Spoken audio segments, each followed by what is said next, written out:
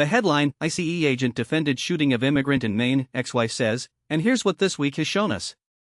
A federal immigration agent shot a Colombian immigrant in Maine, and the ex-wife of the agent has confirmed his identity and defended his action. The agent is identified as 37-year-old David Brulette. He told his former wife, on a phone conversation this Wednesday, that the shooting was justified.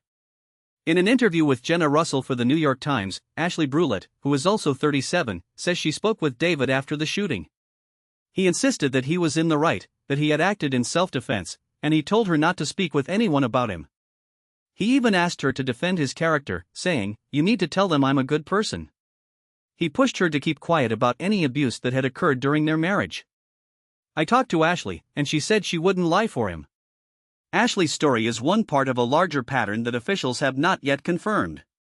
Law enforcement officials haven't released a name or confirmed details, but the agent's history shows that he has a record of what others describe as abusive and frightening behavior.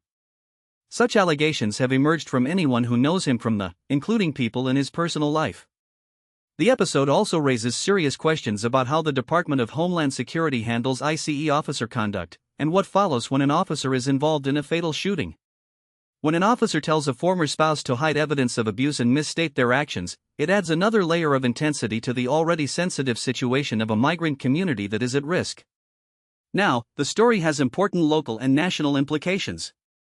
Local Maine officials and community groups are urging a thorough review of the incident, stressing that any federal investigation must include a confidential and independent analysis of the officer's conduct, especially claims of prior abuse.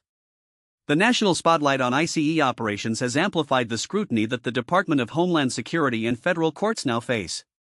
We'll keep watching closely as the legal process moves forward. Will the agency conduct a formal investigation into Mr. Brulette's conduct? Will the courthouse require a hearing that addresses the assistant's actions and the claims of abuse? The final truth is still developing.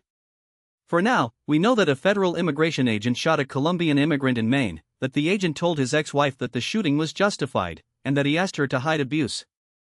That's what the Record and family tell us, what the New York Times has confirmed, and what we're conveying to you.